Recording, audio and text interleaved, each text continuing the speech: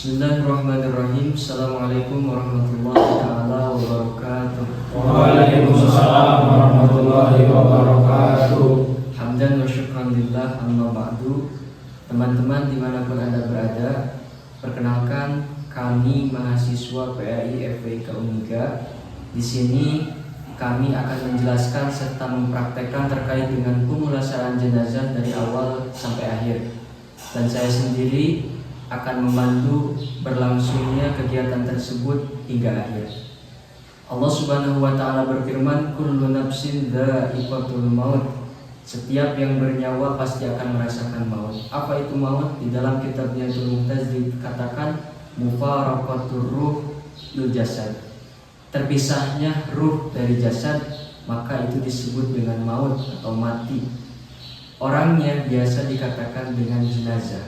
Umumnya ada 4 kewajiban orang hidup terhadap orang mati, sebagaimana yang dijelaskan dalam kitab-kitab fikih.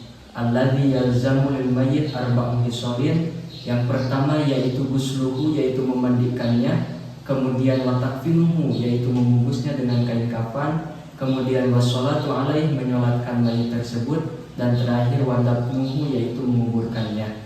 Perlu digarisbawahi bahwa kewajiban ini statusnya ialah wajib kifayah atau fardu kifayah. Artinya, idza fa'alal ba'du saqata an baqin. Ketika ada sebagian yang mengerjakan kewajiban tersebut, maka sisanya menjadi gugur kewajibannya. Oleh karena itu, ikuti video ini, jangan sampai terlewat. Terima kasih. Baik, untuk selanjutnya kewajiban yang pertama yaitu ghusluh, memandikan. Kita siapkan beberapa wadah air dan siapkan 1 ember yang berisi air dengan campuran ini, kapur barus. Ini digunakan saat pada basuhan terakhir. Nah, untuk lebih lengkapnya saksikan terus video ini. Baik, untuk tata cara memandikan jenazahnya, yang pertama, posisi jenazah tersebut harus agak sedikit mengangkat seperti ini, agar kemudian kotoran-kotoran yang ada di dalam tubuhnya keluar. Nah, kalau dalam istilah Sunda dinamakan dengan ngawerdonan, mengeluarkan kotoran-kotoran dengan kita membacakan niat nawaitul husna li hadzal mayyit billahi ta'ala. Sebenarnya hukum daripada membaca niat itu sunnah, karena yang dimaksudkan daripada memandikan jenazah ialah an-nadofah, kebersihannya.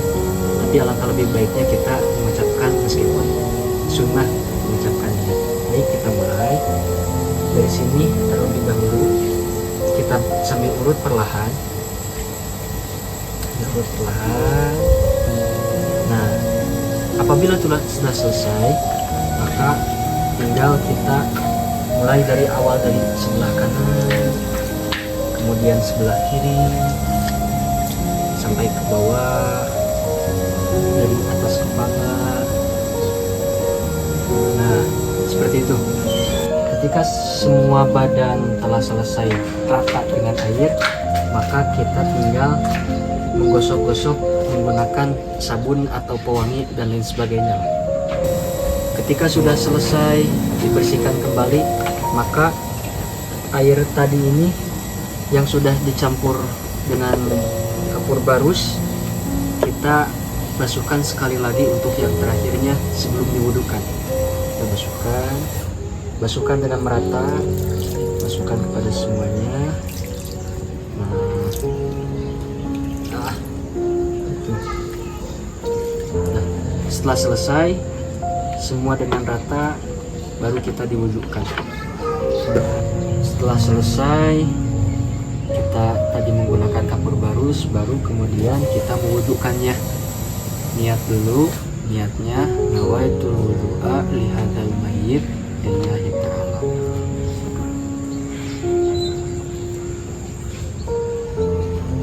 Biasa seperti wudhu biasa, diratakan seluruh wajahnya, biasa sebanyak 3 kali.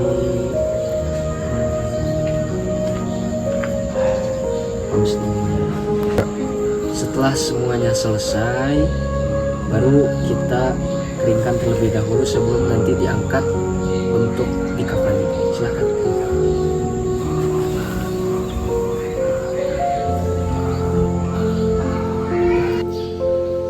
kewajiban yang kedua ialah takfinuhu, yaitu membungkusnya dengan kain kafan.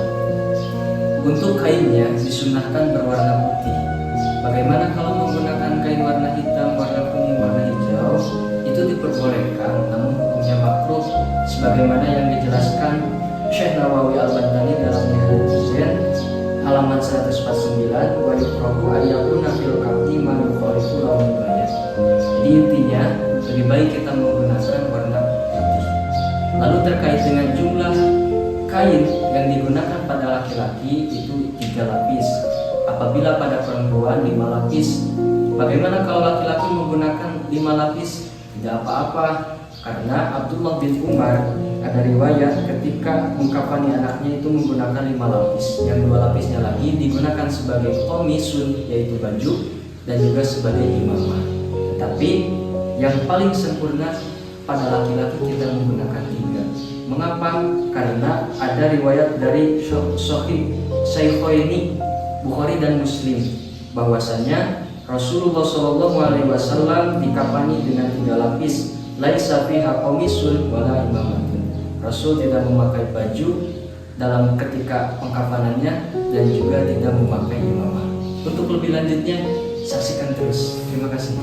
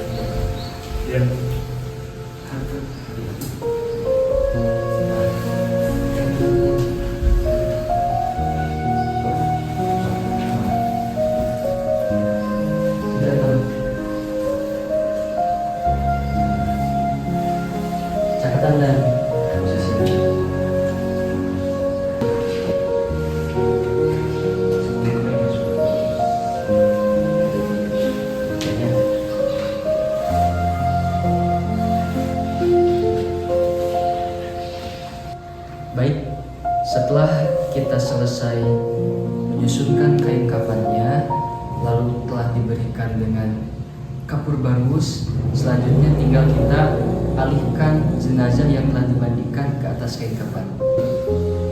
Nah, setelah jenazah kita baringkan di atas kain kafan, kemudian kita tinggal membungkusnya.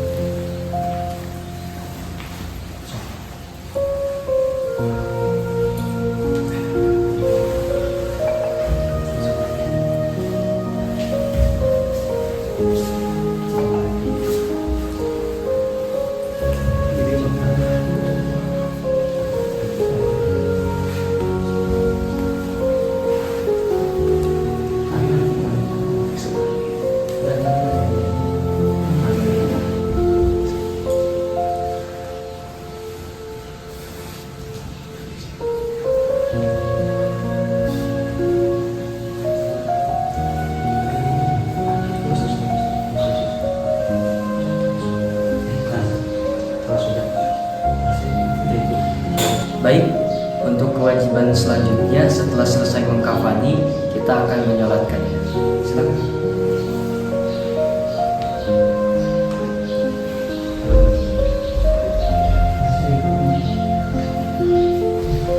Untuk posisi imam, apabila mayitnya perempuan, kita disunahkan berada di tengah-tengahnya. Apabila mayitnya laki-laki, kita disunahkan sejajar dengan kepalanya. Karena berhubung kita mengurus jenazah mayit laki-laki, maka posisi imam harus sejajar dengan kepalanya.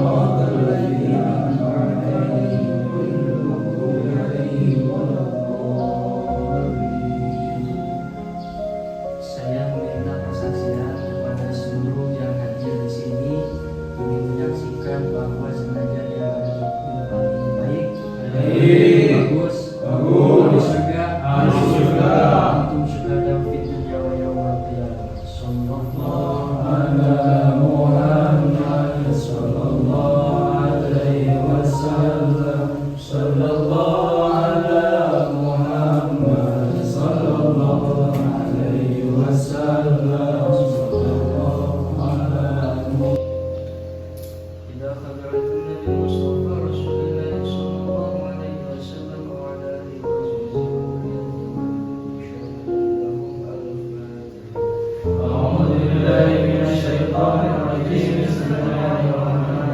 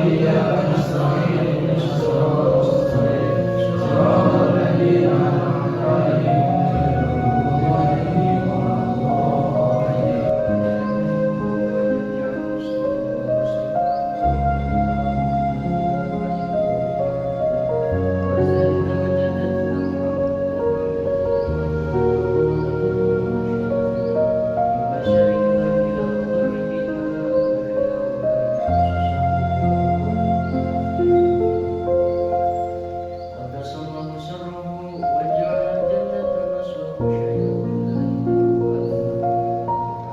أعوذ بالله من الشيطان الرجيم بسم الله الرحمن الرحيم الحمد لله رب العالمين الرحمن الرحيم مالك يوم الدين إياك نعبد وإياك نستعين اهدنا الصراط المستقيم صراط الذين أنعمت عليهم غير المغضوب عليهم ولا الضالين لا إله إلا الله الله أكبر ولله الحمد بسم الله الرحمن الرحيم قل هو الله أحد الله الصمد لم يلد ولم يولد ولم يكن له كفوا أحد بسم الله الرحمن الرحيم قل هو الله أحد الله الصمد لم يلد ولم يولد ولم يكن له كفوا أحد بسم الله الرحمن الرحيم قل هو الله أحد الله الصمد لم يلد ولم يولد ولم يكن له كفوا أحد لا إله إلا الله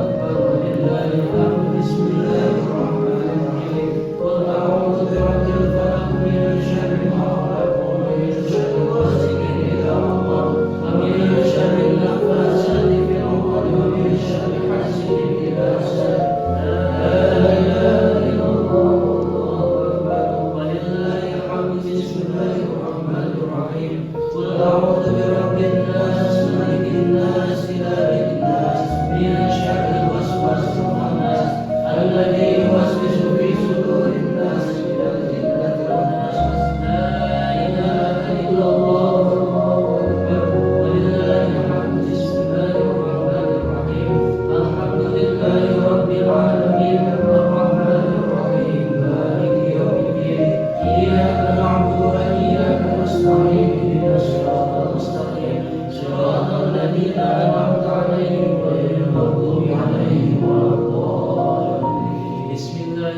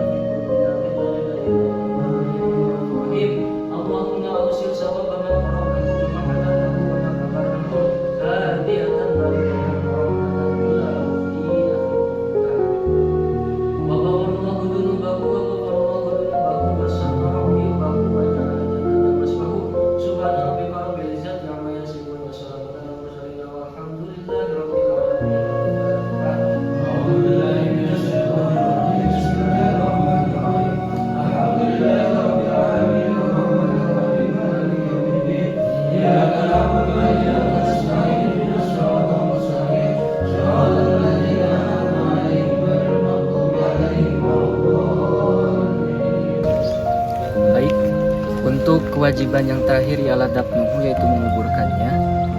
Dalam proses penggalian liang lahatnya itu paling sedikit ialah huprotun, agar terhindar dari bau yang tidak enak, kemudian agar tidak bisa dicakar oleh hewan buas. Tapi yang lebih sempurnanya wa akmaluhunya qomatun wa basatun, yaitu setinggi kita dan juga tangan kita. Tapi karena kebetulan kita sudah membuatnya hupro saja agar tidak tercium bau dan juga tidak bisa digali oleh hewan buas, maka cukuplah seperti ini kira-kira.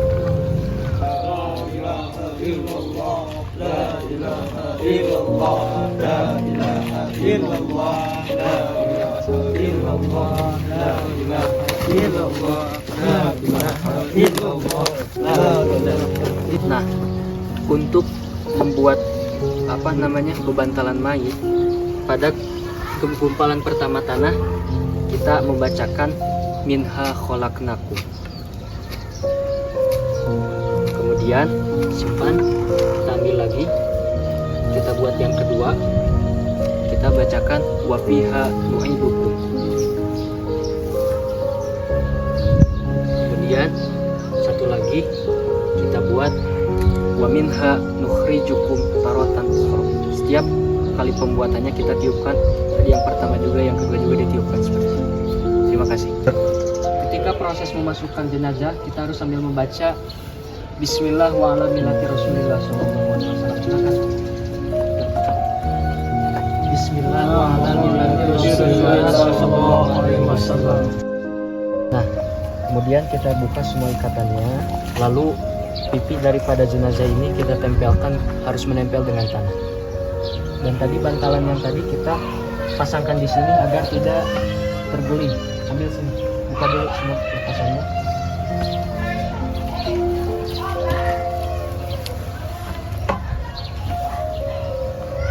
Nah, setelah selesai kita bacakan doa. Doanya begini: Allahumma in kana hadzal mayyitu musinan fazid fi ihsanihi wa in kana musian fatajawaz anhu, sebanyak 3 kali ditambah dengan doa Allahumma bihaqqi sayyidina Muhammadin sallallahu alaihi wasallam la tu'adzib hadzal mayyit, dibaca juga sebanyak 3 kali. Setelah itu kita pasangkan padungnya. Ambil atasnya. Nah, pasangkan. Nah, ketika telah selesai semuanya, tinggal kita timbun kembali dengan tanah.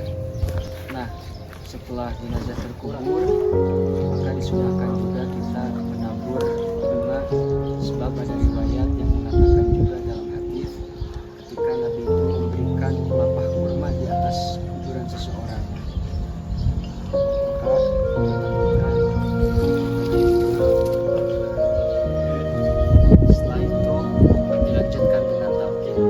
Setelah selesai kita menguburkannya, biasanya akan ada sambutan dulu dari pihak keluarga atau siapa yang mewakili. Kemudian setelah selesai sambutan dan lain sebagainya, maka disunahkan membaca talqin. Nah, bagi yang kuat silakan untuk berdiri, dan untuk yang penalkin akan duduk.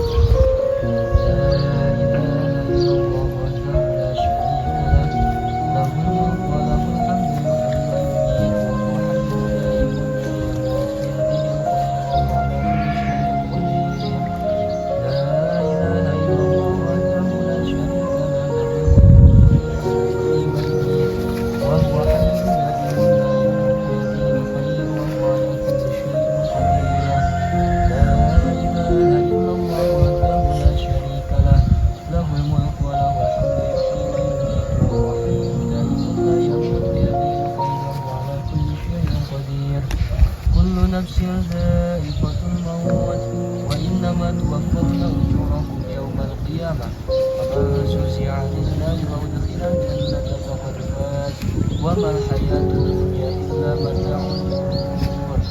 يا عبد الله بن عبد الله قل الأحكام التي خرجت عليه من دار الدنيا إلى دار الآخرة الشهادة أن لا إله إلا الله وأن محمدا رسول الله صلى الله عليه وسلم، أن الموت حق وأن القبر حق وأن نعيمه حق وأن عذابه حق وأن سؤال منكر ونكير فيه حق وأن البعث حق وأن الحساب حق وأن شفاعة سيدنا محمد صلى الله عليه وسلم لأهل الحق حق وأن الله يبعث من في القبور.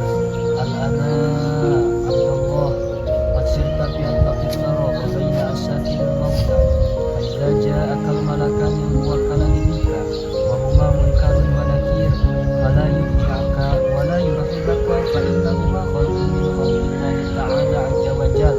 فإذا سألك من ربك ومن نبيك وما دينك وما قبلتك وما إمامك وما إخوانك فقل لهما بلسان فصيح واعتقاد صحيح الله ربي ومحمد نبيي والإسلام ديني والكعبة قبلتي والقرآن إمامي والمسلمون والمؤمنون إخواني وقل رضيت بالله ربا وبالإسلام دينا وبمحمد نبيا ورسولا.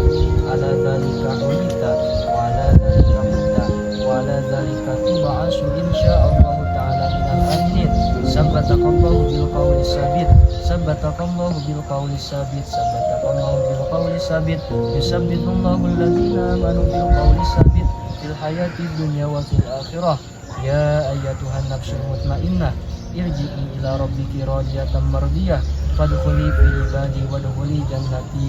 اللهم أوصل ثواب ما قرأناه وما حللناه وما كبرناه هادية بالغة ورحمة إلى روحي عبد الله بن فلان وغفر الله ذنوبه وستر عيوبه وجعل الجنة مسواه سبحان ربك رب العزة عما يصفون وسلام على المرسلين والحمد لله رب العالمين. الفاتحة.